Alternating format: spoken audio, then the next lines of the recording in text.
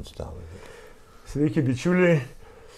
Senai bematėt mane kartu su savo visuomeniniu patarėju, Rolandu Paulausku, su kuriuo mes prieš kurį laiką, tikrai buvom labai įdėmiai žiūrimi, bet buvo pertrauka. Ir dabar šiandien atsitiko toks įvykis. Liūdna proga. Liūdna proga ir prisiminėm kartu, kad prieš daug metų, jau turbūt bus 30 metų nuo tų laikų, kaip vakar sužinojom graudžią naujieną, išėjo amžinybėn eks-premjeras Adolfas Šleževičius. Žmogus, apie kurį daug, buvo labai toksai gyvas, labai buvo spalvinga asmenybė. Šiandien aš tikiuosi, kad mes nenueisim to keliu, kaip dažnai šnekam, kas ten buvo blogesnio. Rolandas Paulauskas vesdavo per televiziją tokią labai gražią laidą. Kas geresnio premjerė? Tuo metu Rolandas, kiek pamenu, jeigu neklystu, buvo LRT, Lietuvos televizijos programų direktorius. Visuomeninių programų direkcijos direktorius. Direktorius jo. Ir jau tokia buvo įžymi laida, po kurios jau, jeigu tik pasakai, kas geresnio, tai visi pridurdavo premjerė. Dėl to, kad laida buvo labai žiūrima, labai visiems laukiama. Rolandas ją vesdavo, žmonės gaudavo daug atsakymų pačių įvairiausių. Ir tuo metu visi prisimenam, o gal ir ne visi žinom, kad premjeras Šleževičius buvo ir, toksai krepšinio mėgėjas labai. Tuo metu buvo vyriausybė, kurios turbūt pusė ministrų žaisdavo krepšinį, reguliariai susirinkdavo. Jo ūgis jį pareigojo. Jį vadindavo ilguoju tokiu stabilizatorium. Aš papasakosiu. Ir dar vienas dalykas, prie premjero Šleževičiaus buvo pirmoji Lietuvos nerūkanti vyriausybė. Tada ministras Jurgis Brėdikis pasiūlė ir visi ministrai sutiko nerūkyti. Nors tarpe buvo rūkačių, galbūt netgi Rolandui tai nebuvo žinoma. Tai man tie dalykai, žinau, aš jas prisimenu ir šiandien noriu, kad jūs išgirstumėt, iš tiesų, kokie tai buvo laikai, jaunimas tikrai jau prisimena jų ir su kuo mes ir kaip mes tada gyvenam. Prašom, Rolandai. Prisiminti. Aš su išėjusiu Anapilin premjeru buvau pažįstamas daugiausia per laidą, dėl to mano visas pasakojimas ir suksis apie šitą laidą. Šiaip jau toks pats bendriausias pastebėjimas, kad visų mūsų laukia tas pats ir arba mes, kodėl aš tą knygą čia pasidėjau. Taip. Arba mes paliekam kažkokį pėdsaką ir tada persikeliam iš gyvenimo į knygas, į enciklopedijas. Čia yra dar Smetonos laikų enciklopedija. O dėja, bet dauguma net ir čia pėdsako nepalieka. O šiaip jau, kada Adolfas Šleževičius tapo premjeru, tai buvo 93 metų kovo mėnuo, berods, jis buvo 6. premjeras. Prie prezidento Brazausko jisai tapo premjeru. Ar teisingai, suskaičiuokim. Pirma buvo Kazimiera Prunskienė, paskui buvo Jonas Albertas Šimėnas. Vienos paros premjeras. Trijų parų. Paskui Gediminas Vagnorius, šiek tiek ilgiau užtruko, keletą mėnesių, paskui Aleksandras Abišala, paskui buvo Bronius Lubys ir po to Šleževičius, turbūt nieko neužmiršau. Atrodo, kad taip. Taip, jis buvo 6. Tai yra svarbu, aš paskui pasakysiu, kuo tai buvo svarbu. Ir aš tuo metu buvau vienas iš televizijos viršininkų ir atėjo prašymas iš vyriausybės, kad premjeras norėtų turėti savo laiką televizijai, kad galėtų papasakoti tautai, ką jis čia daro ir kodėl daro. Kas naujo. Ir kas geresnio. Ne, dar tada šito nebuvo, žodžio. Aš čia be reikalo. Taip, visiškai be reikalo, taip. Mes nuvažiavom į vyriausybę. Suprantat, televizija nenorėjo tų valdiškų laidų, nes jų niekas nežiūri ir mes nenorėjom duoti to laiko. Šiaip tai paradoksas, kada premjeras valstybiniai televizijoje turi prašyti laiko, o mes dar svarstom duoti ar neduoti. Tarp kitko, niekas nepasikeitė prieš tos 30 metų. Čia yra paradoksas, suprantat. Tai tokie kažkokie visiškai nereikalingi tokie dėsniai atėjo vėl nežino iš kur, suprantat, kada, valdžiagi turi turėti galimybę, jinai net privalo aiškinti, ką daro per valstybinę televiziją, o ne vien tik remti žurnalistų perpasakojimais. Na vienu žodžiu, bet mes tada buvom šitam bendram jau tam laukia, kad neduot tai vyriausybei nieko, jūs neįdomus, mes perpasakosim. Ir vyko ilgos darybos ir paskui vienu metu, na gerai, sakom, duosimės jums tą pusę valandos į mėnesį, įsivaizduojat, kokią loską daro. Valstybinės televizijos darbuotojai daro loską vyriausybės vadovai, kad duos pusę valandos į mėnesį. Gerai, pasirinkit jūs ten, pasirinkit tą žurnalistą, kuris jūs kalbins, na, kaip nors atkentėsimės tą pusę. Aš nenoriu dabar sakyti pavardės to pirmo žurnalisto, dėl tam tikrų sumetimų etinių. Jis pasirinko Adolfas Šleževičius tą vedėją ir po antros laidos sako, aš daugiau į šitą neisiu, duokit man kitą vedėją. O tas, kuris jį kalbino, jo uždavinys buvo sumaut premjerą. Ir plus jis taip, nu kaip čia pasakyti, taip, nu aš pasakysiu, pavyzdžiui, jis tada klausdavo, kodėl jūs uždėjot muitus cukrui? Nes jeigu nebūtų muitų cukrui, tai mes pirktume pigiau cukrų. Lietuva kaip visuomenė. Premjeras bando jam paaiškinti, kad pas mus yra cukraus fabrikai, pas mus yra cukrinių runkelių augintojų. Ir jeigu mes muitus nuimsim, jie visi bankrutos. Tas vedėjas sako, koks man skirtumas.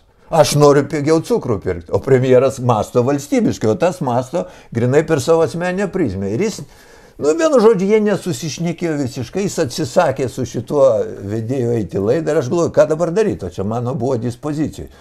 Suku galvą vaikštau čia panery, žuvaudamas, kokį čia jam tą žmogų duoti, kuris suprastų, valstybiškai bandytų mąstyti. Nu žinokit, nu nerandu. Ir man šauna į galvą, bežuvaujant panery, tikrai tai buvo žuvį galva, man šovė galva, kad iš to galima padaryti nevaldišką laidą, o padaryti tokią, kad jinai iš tikrųjų būtų žiūrima, laukiama, bet reikia, kad tai žmonėms būtų aktualu. Ir tas pavadinimas atėjo į galvą tada. Ką jis reiškia? Visi, ir po šiai dienai tie, kur dar atsimena, dažnai neteisingai tą viską supranta. Ašgi sakydavau kaip, kiekvienos laidos pradžioj, sakau, premjerė, kas yra blogo Lietuvoje, mes žinom ir be jūsų. Mes kiekvieną dieną apsupti įvairiausių blogybių. Pasakykit, ką nors geresnio mums. To ir kilo tas pavadinimas, kas geresnė premjerė. Čia ne jam kas geresnė, bet jūs mums pasakykit, ką nors geresnė. Va taip atsirado pavadinimas, atsirado ta laida ir aš ėmiausi pats tą daryti, nu, būdamas vienas iš šitos valstybės kūrėjų, man priekaištaudavo, kad aš elgiuosi ne kaip žurnalistas. Bet aš ir nebuvau ten žurnalistas. Aš ten buvau kaip šitos valstybės kūrėjas. Jūs tik buvote iš Seimo. Taip, suprantat. Aš nesijaučiau, nu, kaip čia pasakyti, mažiau kompetentingas už premjerą. Ir man buvo svarbu, kaip jis elgsis, ką jisai darys toliau. Ir kaip ta laida paskui buvo daroma. Mes padarėm pirmą laidą, beje, 93 metų rugpjūčio pabaigoj, paskutinį mėnesio antradienį, tai paskui ir įsitvirtino tas, kad kiekvieną mėnesio paskutinį antradienį, kaip tik kariuomenės išvedimas buvo 31 rugpjūčio.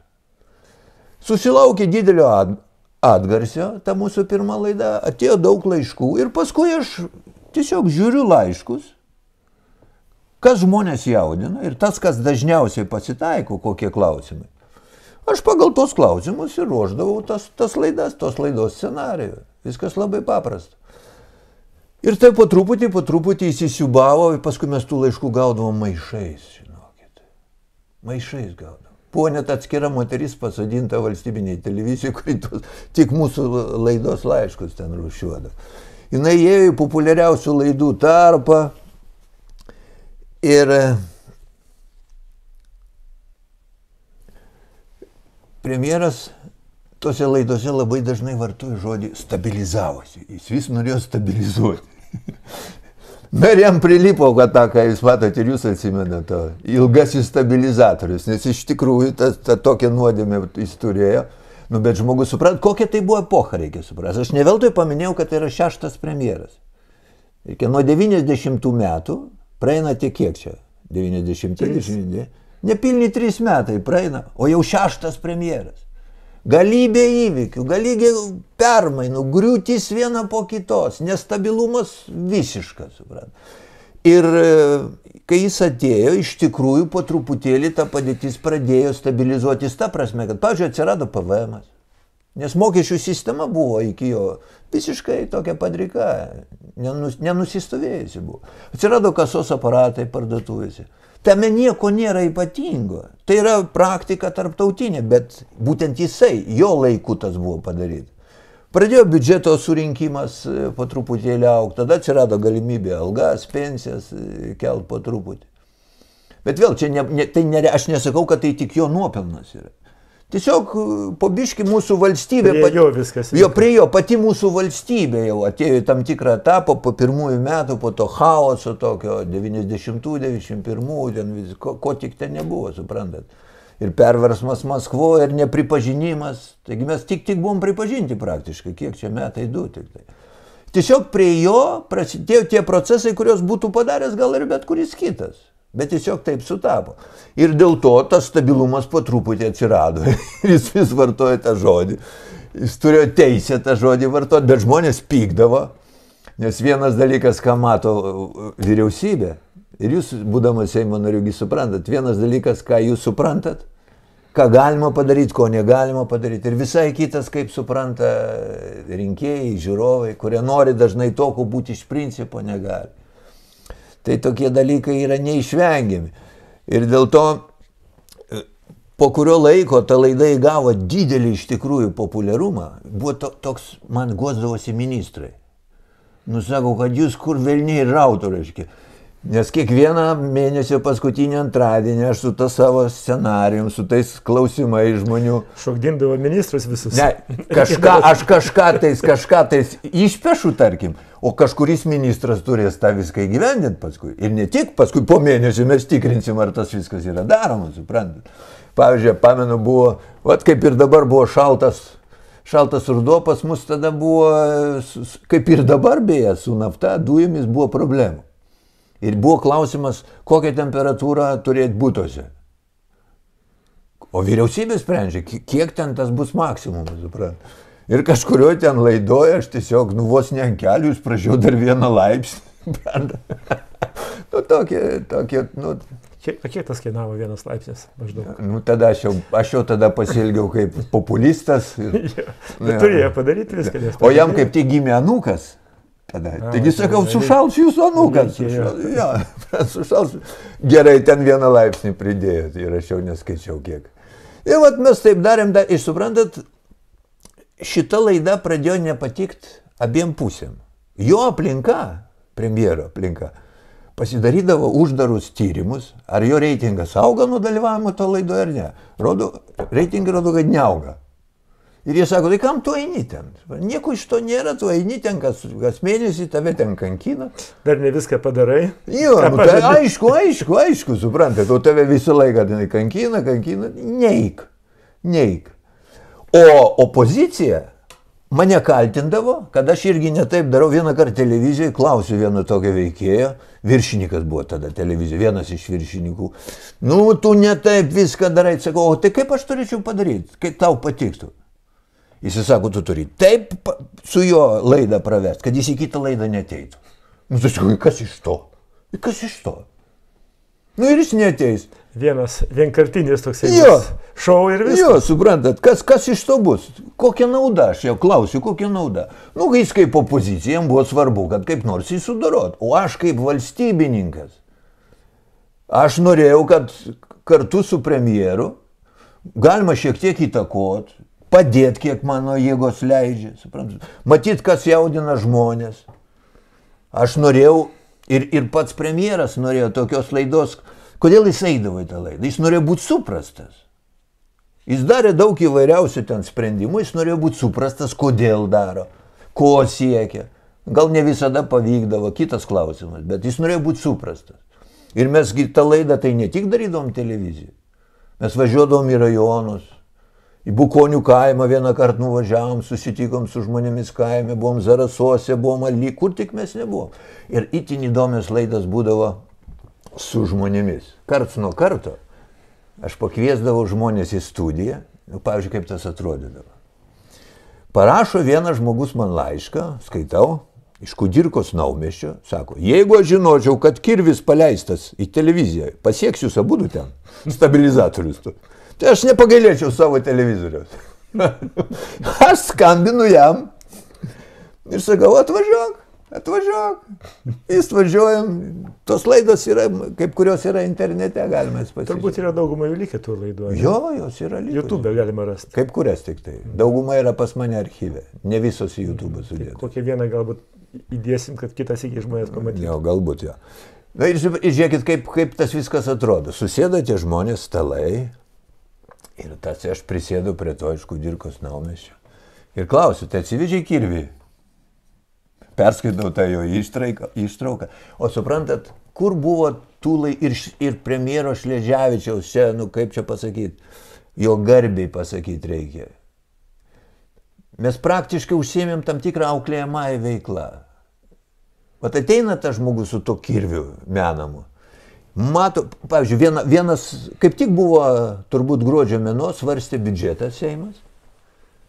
Ir susėdavo tie žmonės iš įvairių Lietuvos regionų, mokytojai, gydytojai, karininkai, gaisai, kas tik jūs norit, neįgalūs asmenys.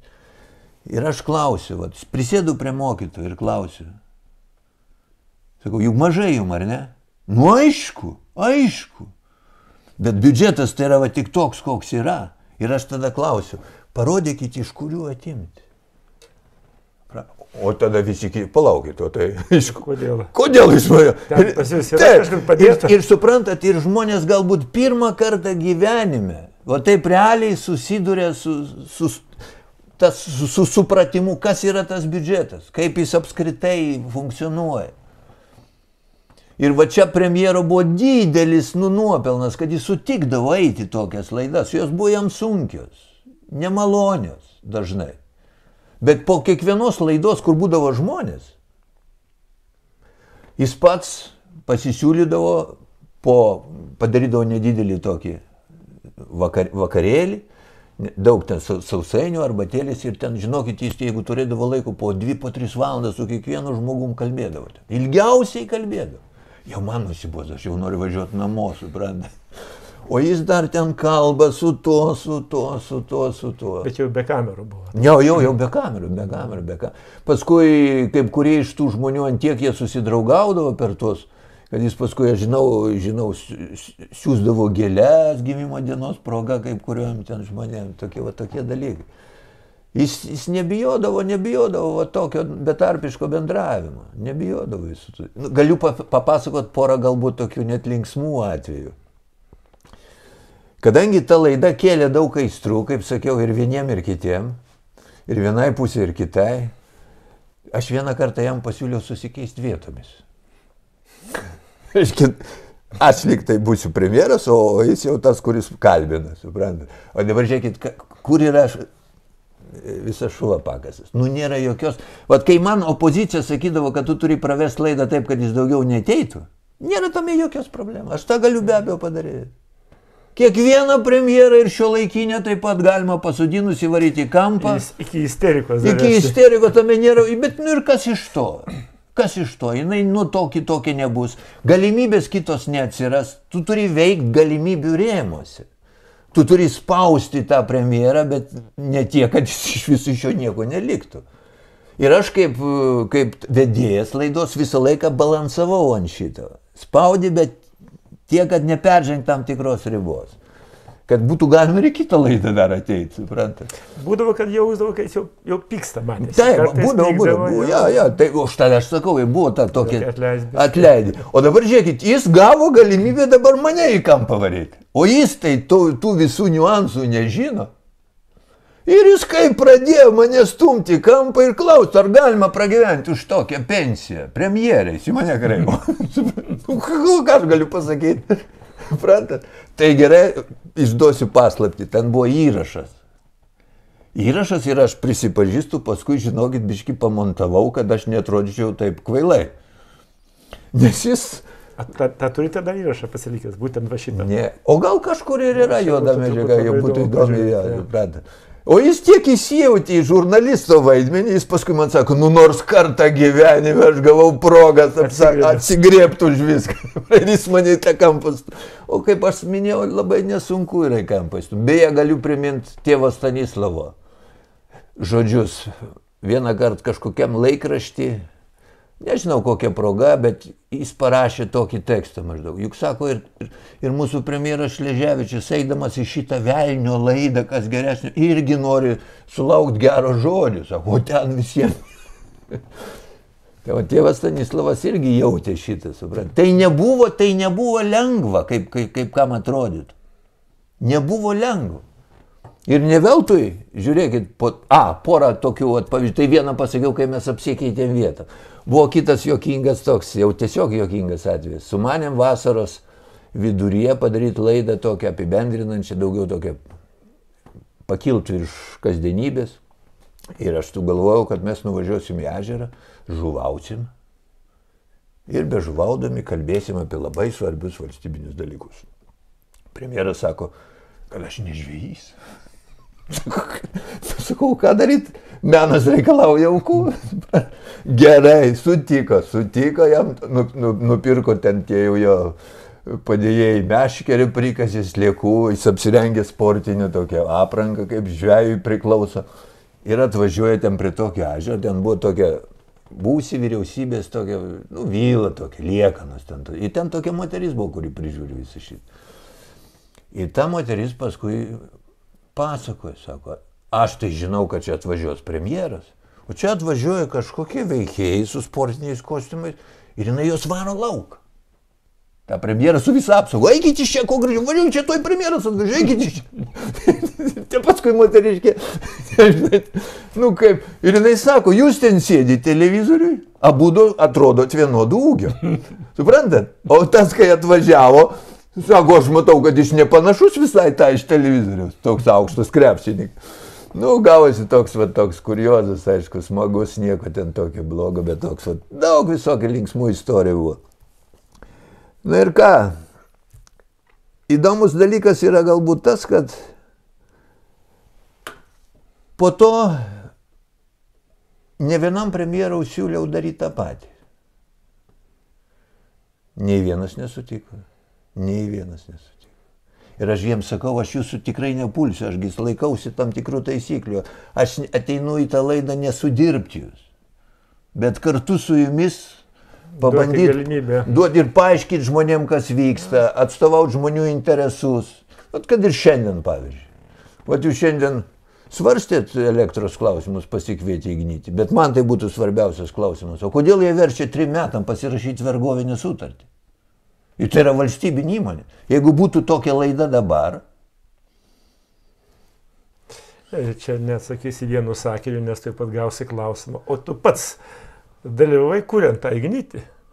Tai ką tu dabar galvoji apie tai? Tvarkoju, tai mes po mėnesio mes klausimas įvaro į kampą, ką man to kampo reikia. Bet šiaip, jeigu kalbant apie patį premjerą kaip asmenybę, pirmiausia, aš atsimenu jo atmintį. Labai gera atmintis. Beje, buvo vienas iš jauniausių ministrų. Jis buvo ministro pavaduotojas. Žemės ūkio. Kažkur kažkokiu tokio tipo ministerijoje. Labai jaunas pradėjo karjerą. Dėl to, kad iš tikrųjų buvo darbštus. Ir tas darbštumas aš jį, kaip priekaištaudavau jam. Nes, pavyzdžiui, jau 7 ryto ten vyriausybė jau sėdi žmonės.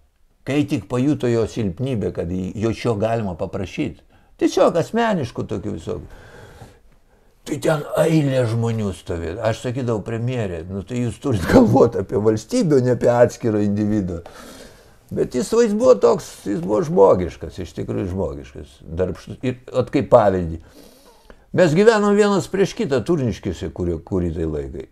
Ir jis išvažiuodavo, aš gerokai vėliau važiuodavau į darbą. Jis išvažiuoja, jo duktė miega dar. Kai jis grįžta, jinai jau miega. Ir jis man vieną kartą ištraukė čia iš švarko kišenės dukros raštelį.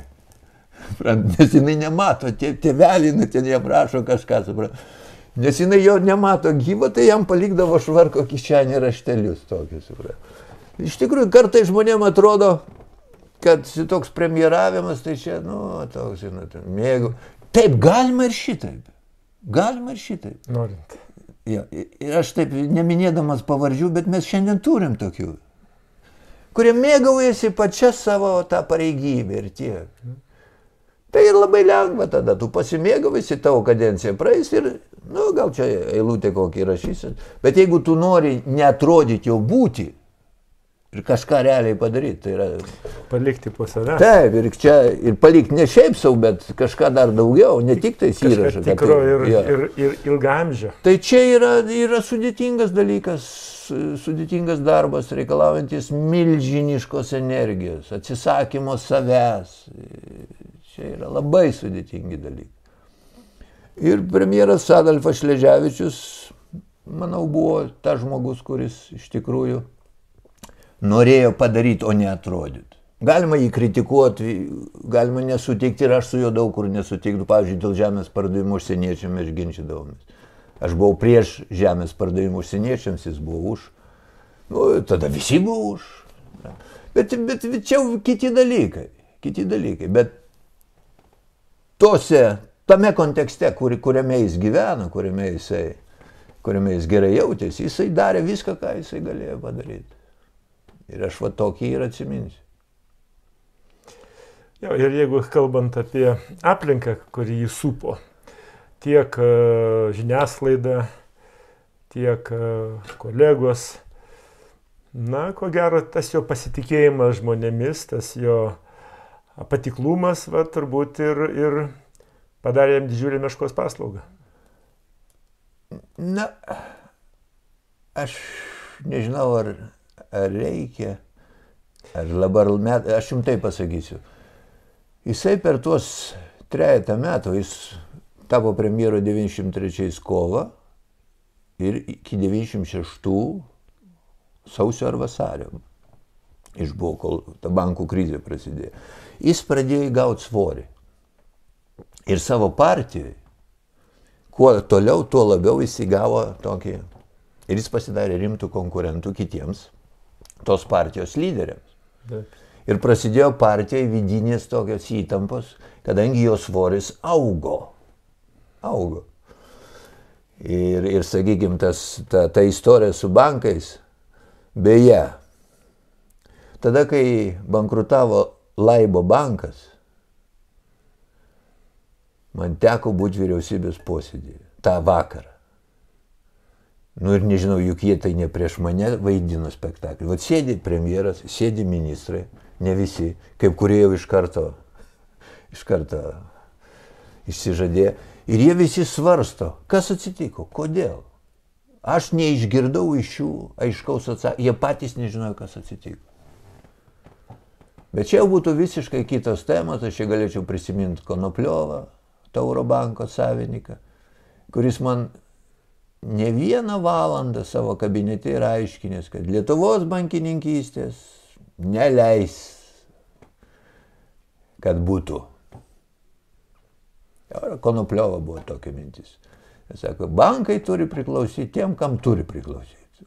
O tai, kad čia mums istorinės aplinkybės leido kažką pradėti, bet čia jau būtų visai kita tema. Mūsų pokalbis, jisai aišku, liks istorijai. Daug žmonių turbūt išeina taip ir užmiršti ir galbūt tam tikri jų gyvenimo epizodai lieka tokie, reiškia, nepastebėti, o jie kartais lemiami. Aš manau, kad tas mūsų pokalbis tikrai daugam, ypatingai tiem, kurie ateina į naująją valdžią. Aš manau, kad jūs rastumėt ką palinkėti, ką galima paimti, nes mes visi labai blogi, bet tarp tų blogumų yra kažkas labai gera, ką verta prisiminti ir ką verta perimti. Tai tie premjerai, kurie ateina, šalia darbštumo, ką dar jam palinkėtumėm, ką jie turėtų paimti. Palinkėsim, bet aš galbūt verta čia būtų paminėti vieną niuansą su ta istorija, su indėliu.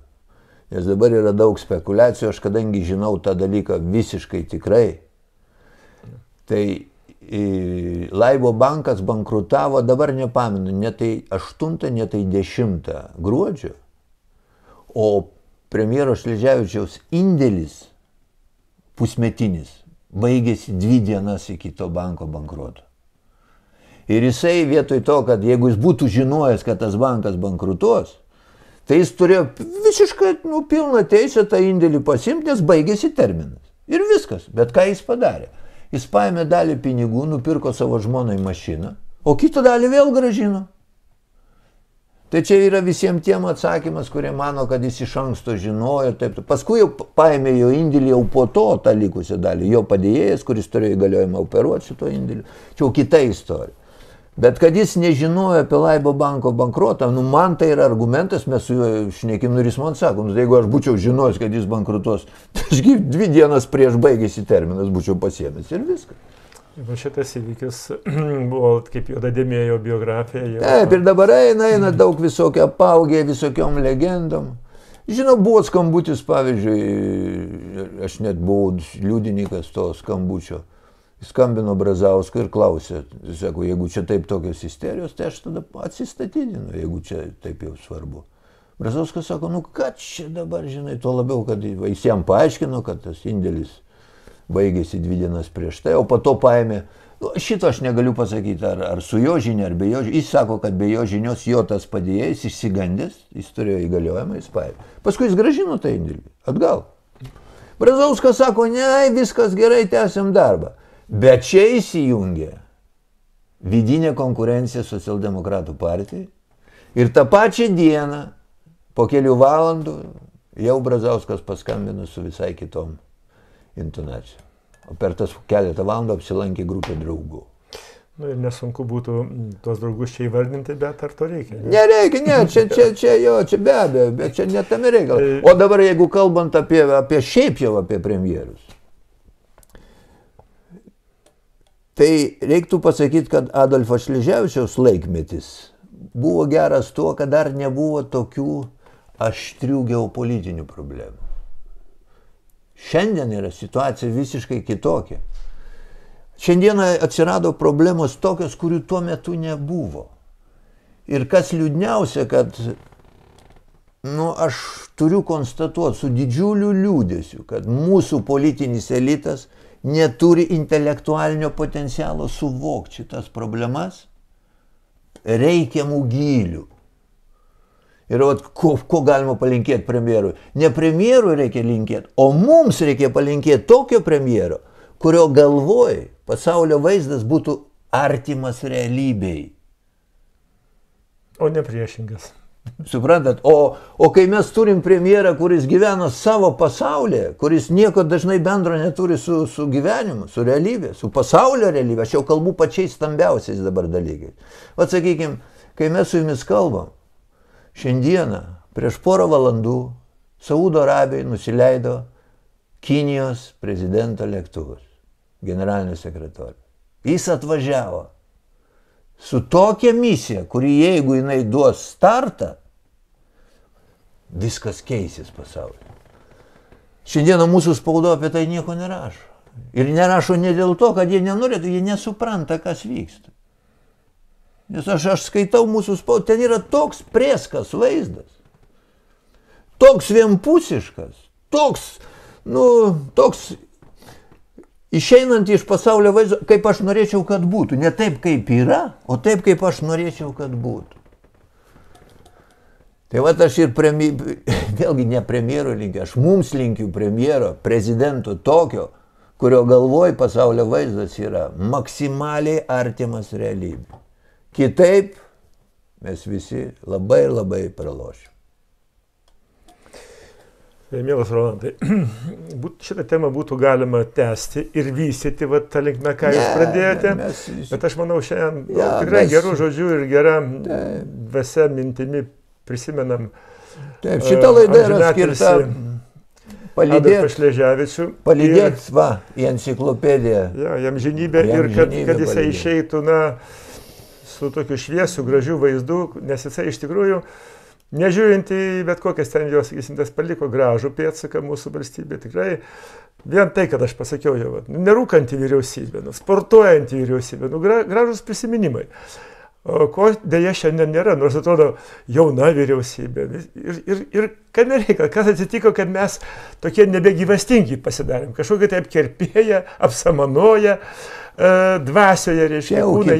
Kita būtų, kita tema ar kitas pokalbis. Tai vat, aš manau, kad vat, ta tokia jaukia ramybė. Rytoj jisai bus pašarvotas, šiandien yra 7 gruodžio, rytoj vat, jisai bus pašarvotas, visi galės jį pamatyti. Būkim atlaidesni vieni kitiems, ta prasme, supraskim, kad mes visi esam skirtingi savo smegenų potencialu. Ir dažnai žmogus daro netgi negerus dalykus, būdamas įstikinęs, kad daro gėrį. Tikrai blogą darančių žmonių yra nedaug. Dauguma elgesi taip, kaip jų smegenys yra surėdyti. Štai premjeras Šleževičius, jis turėjo tokią inžinieriaus sąmonę. Ir dėl to tuo metu, kai reikėjo būtent tokios sąmonės įgyvendinti, tai kas yra vakarų pasaulyje, reikėjo tiesiog perkelti čia. Jis daug ką ir padarė tuo metu. Daug ką padarė. O dabar beje reikia, jau tokios neužtenka sąmonės, reikia dar daugiau. Reikia filosofinės sąmonės. Nes pasaulyje šiandieną vyksta įvykiai, kurie, čia yra tūkstantmečių dalykai. Mes daugumą nesuvokiam, kas vyksta. Mes matom tokį paviršių, tokius plokščius dalykus. Nematom apimties, to 3., 4. išmatavimo. O jie yra ir jie lemia. Bet tiek to jau. Jo, ir aš, kaip šiandien pamenu premjerą, kuris mokėjo klausyti žmonių. Tikrai jisai kiek galėdavo stengdavosi atsiliepti, neturėjo piktumo ir tolerancijos pakako pasiriški ir pagarbos kitam žmogui. O puolimas jo buvo tikrai didžiulis, nes visi prisimenam, kaip dabartiniai valdantieji puldavo tada Brazauską. Kadangi Brazausko, reiškia, statytinis buvo Šleževičius, tai kartu ir gaudavo kruopą. Tarp kitko, net nežinau, vėlgi gal ar čia vieta, bet prezidentas Brazauskas užpavydėjo mums šitos laidos premjero ir pareikalavo, kad ir jam duotų. Atskirą. Specialią laidą. Atskirą irgi, kad ir jis, ir pas jį būdavo, atrodo, pirmadienį mėnesį, mūsų paskutiniojo pirmą. Bet jis pasirinko, irgi mes gerai tvarkoja, davėm. Jis pasirinko vedėją ir šiandieną niekas neatsimena nei tos laidos, nei kas tas vedėjas buvo. Rantat? Ja. Reiškia, ne visuomet lemia diplomas arba ten universiteto pavadinimas, kuris baigė. Kartais reikia kažko kito. Tikrai aš be komplimentų galiu pasakyti, jūs žmogus, kuris tolimas turbūt nuo tos sferos, bet taip puikiai tenai jums sekėsi, kad iki šiol visi pamena. Pasakyk, kas, dabar jau gal ne, bet tuo metu tik pasakyk, kas geresnė? Premjerė. Aš jums galiu, savotišką gal net paslaptį atskleisti. Kai aš tą laidą sumaniau, aš iškėliau savo virš uždavinį. Tai ne šiaip savo laida. Koks buvo tikslas toks jau virš, kaip režisierius, kada kūrė spektaklis, jeigu neturi virš uždavinio, spektaklis dažniausiai neturės ilgalaikės perspektyvos. Mano tikslas buvo, būtent mažinti pyktį tarp visuomenės ir valdžios. Aš norėjau parodyti, kad su valdžia galima kalbėtis apie viską, bet neperžengiant tam tikrų ribų. Ir aš dažnoj laidoj sakydavau, kad rašykit laiškus, klauskit, ko norit, bet tam tikros kultūros rėmose. Kad nebūtų to susipriešinimo, kuris šiandien tiesiog klesti. Ir galiu jums pasakyti, ir galėčiau įrodyti, nes turiu tos laiškus. Tai žiūrėkite. Žiūrėkite, pradžioj laiškai būdavo ištisai blogi. Ką jūs ten abudu, jūs ten tokie grūbus, blogi, tokie. Patruputį tonas švelnėjo ir į pabaigą mūsų bendro darbo, o mes dirbom 3 metų daugiau dar, kol jis atsistatydino. Į pabaigą praktiškai nebūdavo blogų laiškų. Žmonės suprato žaidimo taisyklės. Jie supranta, kad reikia paklausti. Vadinasi, galima, jeigu tu nori šito. O jeigu tik tu nori pyktis, nori bartis ir priešinti vienus su kitais, tada be abejo ir gausi tą rezultatą. Ir nors šiek tiek, reiškia, tema šitiek į šoną, Bet vat, kalbant apie pyktį ir apie gėrį, tai mano akise yra štai kaip. Ir tas 100 kartų man pasitvirtina. Ir aš noriu pasakyti visiems, prisimenat ir gerų žodžių premjerą Šleževičių, kuris turėjo šią savybę. Neieškoti blogio ir nekurti karų su blogiu. Nes tuo metu, kai tu kovoji su blogiu ir ieškai jo labai kitame, tai tu tuo metu nieko gero nesukuri, nes arba. Ir šiandien visiškai skirtingai negu tada, kai jūs kalbat, kad ieškojate, ką čia gero rasti ir kaip tą gėrį skleisti, kaip vienyti žmonės. Dabar priešingai viskas vyksta. Skaldome, pykdome ir iš ekranų nieko kito kaip viens už kitą blogesni, kaukimės, kovokime. O mano akimis, tas ypatingas kovotojas dažniausiai yra žmogus, kuris yra ne savo vietoje, žmogus, kuriam nieko nepavyko sukurti, paaiškinti neišeina jam, kodėl nesukūrė, tai yra ieško priešų ir kovoja, kurie jam visi trukdo jam dirbti. Dainiau, prisiminiau vieną tokią smulkmeną, bet labai jautrią. Sumašiau pakviesti į laidą pačios jauniausios kartos atstovė, kuri ruošiasi emigruoti ir kuri deda ant tos Lietuvos. Vienu žodžiu, čia nieko nėra, visą kitą. Ir pasodinau ją prie premjero stalo. Ir jinai ten, vienu žodžiu, kad čia... Ir Šleževičius, nu taip, tu su tokiu, o tai kaip, sako, tai berželiai mūsų. Kaip tai, sako tau. Nu ir taip kažkaip, nu tikrai nesuvaidinta buvo. Toks, Tai žiūrėkite, ašgi siūliu jums laidą daryti tiesioginę, iš karto transliuoti. Sakot, nu gal kažkas čia nepavyks, karpysim. Nieko čia man atkarpyti nereikia. Ta laidą reikia paleisti rytoj, kol dar žmogus dar yra nedelsiant, ją reikia paleisti, o galėjom šiandien, tas kažko biški bijom. Aš nebebijokim. Ir tą minorinę gaidą šiandien užbaigiam tą gražų prisiminimą apie premjerą išėjusią amžinybę. Ir Dainiau, pareiškim užuojauto jo artimiesiems, anūkams, žmonai. Visiems, kurie buvo su juo, visiems užuojauta, todėl, kad išėjo žmogus, kuris tikrai tarnavo savo valstybei. Tarnavo, mylėjo savo valstybę.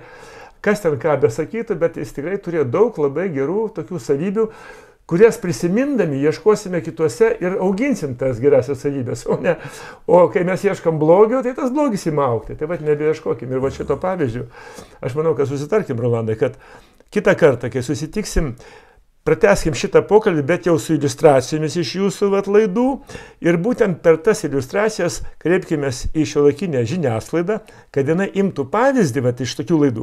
Ir kad ieškotų sutarties, sutarimo, harmonijos, darnos tarp žmonių, o ne priešų ir ne kovos, kuri dar baigėsi didesnėm kovom.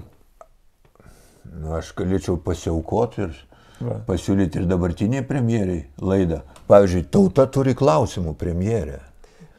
Ir pažadu būti labai toks pat subalansuotas, kaip ir premjero Šleževičiaus atžvilgiu.